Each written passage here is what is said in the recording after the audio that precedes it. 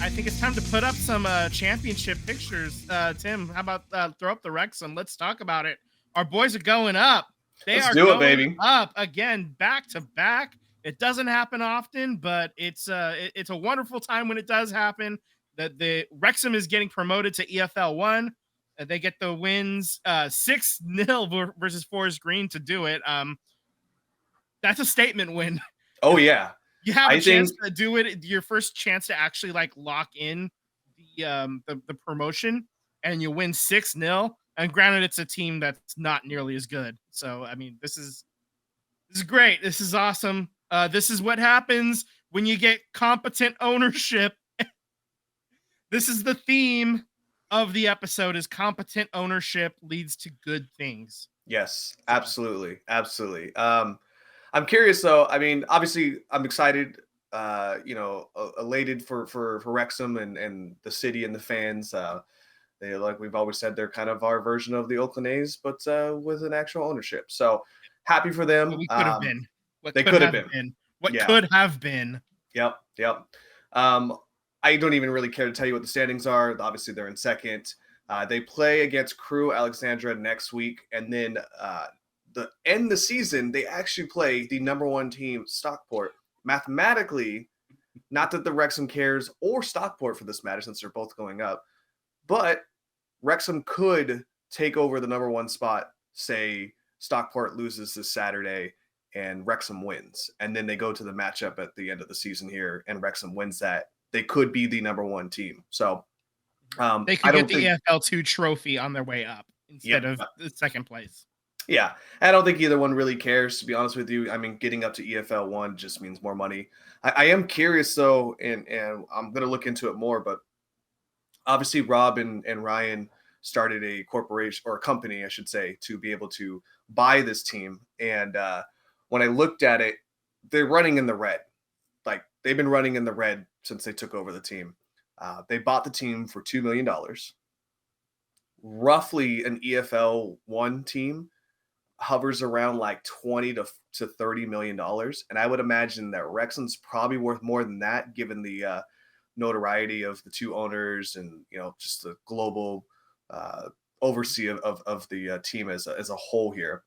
So I'm curious if they're going to sell some of their stake in the company to try and get some green back so they could go within and acquire more players into it. But there's talks about that going on right now because as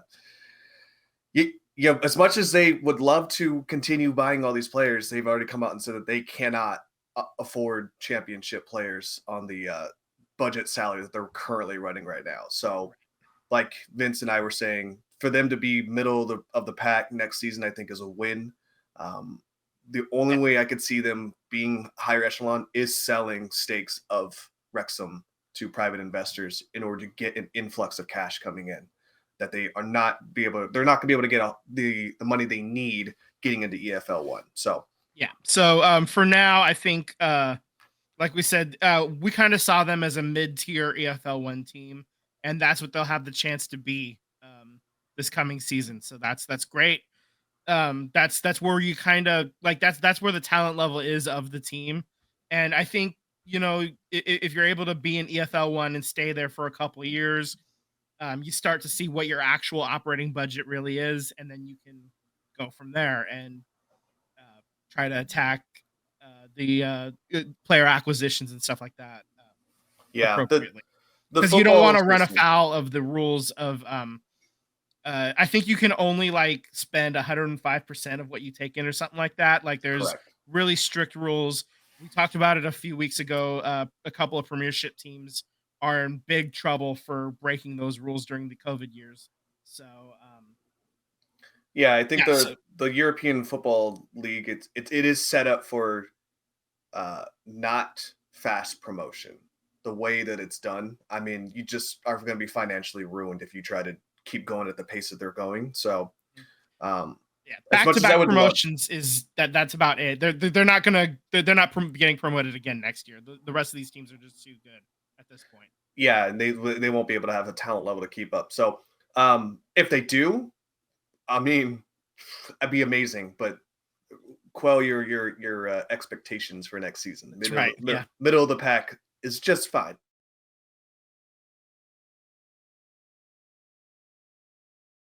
So this is the theme again of the episode. Bad ownership, bad things happen. Good ownership, AFC.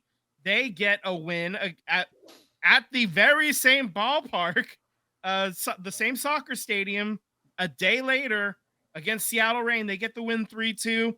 Um, the scoring actually started off with an own goal for Seattle, and then Bay FC counters back with uh, goals in 48th minute by the same woman who allowed the own goal off of herself, Kayla Sharples.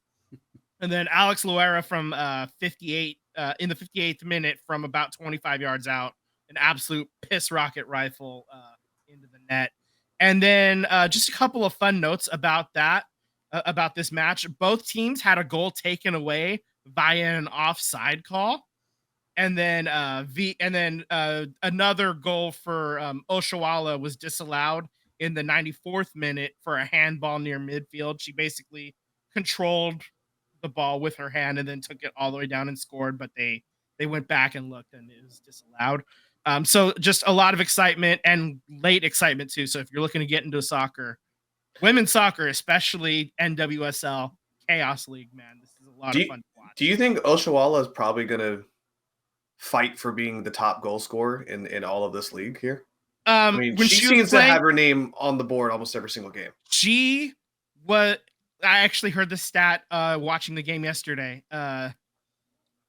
She was playing at Barcelona for the top flight women's Barcelona team. In 125 games, she had 114 goals. Okay, so at the top flight Spanish league, and they brought her over here, and then Rachel Kundananji, I learned how to say it, is just insanely fast, and both of those players got Nambia and Nigeria for Oshawa. They got both of those teams are now playing in the World Cup, and they just qualified as, over the past week. So just incredible top tier talent that Bay FC brought in because they got owners that built excitement, and they're all women's national team legends as well. So currently the team is 2 wins, 2 losses, no draws. They're 6th in NWSL, only 4 games in. It's a 26 game season, so still really early.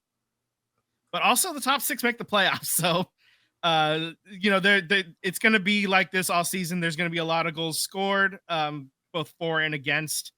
And I'm really excited to go check out a game. I'm hoping to do that soon. Next week, they're playing at Kansas City Current, and that is actually we're in Kansas City. That is the first women's specific soccer stadium. So like they play their home games. That stadium was specifically designed for the NWSL team, the Kansas City Current. Okay. So that is that stadium just opened this season. So there's only been like 2 or 3 games in it so far, and they get a chance to check out the new digs. Nice. So just one more note on Bay FC. They're going to be playing the Chicago Red Stars on June 8th. And what's special about this game is they're going to host it at Wrigley Field. So when the Cubs are away, the girls are going to get to play.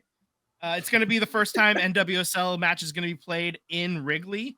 And most of the time, the Red Stars play in Bridgeview, Illinois, which is about 30-ish minutes outside of the city. So Chicago is actually going to get to play in Chicago. And Bay FC gets to join them there at Wrigley Field. So that's going to be a really exciting game.